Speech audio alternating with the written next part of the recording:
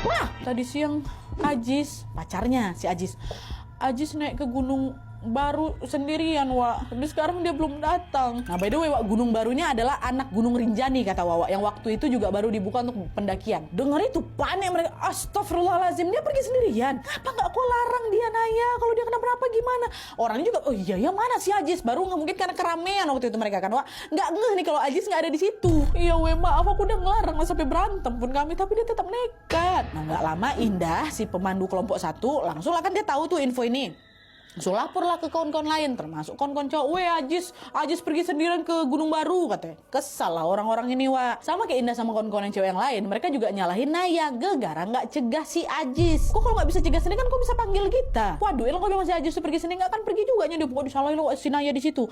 Nah, di tengah ketegangan itu si Aldo pacarnya Wak langsung bilang, ya udahlah, weh, ngapa pula kalian ribut? Sekarang nih masalahnya Ajis tuh belum balik. Kita harus nyusul dia. Aku mau nyari dia. Siapa yang mau ikut aku, katanya. Nah, setelah bilang kayak gitu ternyata adalah beberapa cowok angkat tangan tuh Nadia. Terkumpullah 6 orang yang bersedia untuk mencari Ajis. Aku ikut, aku ikut. Ada 6 orang. 6 orang itu Aldo, si Rangga, Ilham, sama ketiga kawan lainnya. Udah lah tuh, bersiap lah mereka. Nah, setelah bersiap, mereka pun segera berangkat, Wak, untuk mencari Ajis. Jalanlah ini kan ke Gunung Baru. Tapi pas memasuki hutan lebat, Wak, di situ mereka berenam udah ngerasa hawanya udah nggak enak. Selain hawanya berubah, senter mereka itu ternyata nggak cukup terang untuk menerangi jalur yang gelap kali itu. Akhirnya mereka terpaksa jalan pelan-pelan tuh, Wak, sambil meraba-raba di kegelapan, ya kan. Nah, di tengah ketegangan itu si Aldo berusaha untuk mencarikan suasana. Dia bilang, udahlah guys, santai aja, aku tahu kalian lagi takut semua kan, udah tetap fokus, lihat aja ke depan, insya Allah nggak ada apa-apa kok, katanya. Nah, selain menenangkan, Aldo ini juga sesekali ada ngajak bercanda lah gitu, Wak, supaya kawan-kawannya nggak terlalu tegang gitu kan. Udah jalan mau nyari Ajis nih. Tapi setelah suasana udah mulai cair nih, Wak, ya, mereka justru kembali dibuat kaget dengan sesuatu yang tidak biasa.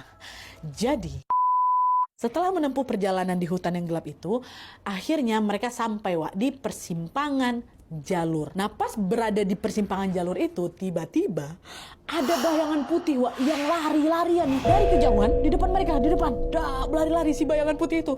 Selain bayangan putih, Wak, mereka juga mendengar ada suara orang bernapas ngos-ngosannya kan.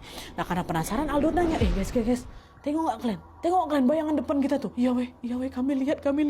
Dan sebelum pertanyaan itu terjawab, Wak, tiba-tiba nih bayangan di depan itu kelihatan makin dekat. Dan terlihat jelas kalau sosok bayangan itu adalah sesosok yang berbaju putih yang sedang ngacung-ngacungin balok kayu, Wak. Panik lah, apa tuh? Berlari ke belakang, langsung berlari nih, berenam-enam berlari, dikejar sampai sosok itu, tapi dari depan, Wak. Mereka berlari, sosok belakang tuh masih ngejar juga. Wow, waktu ditengok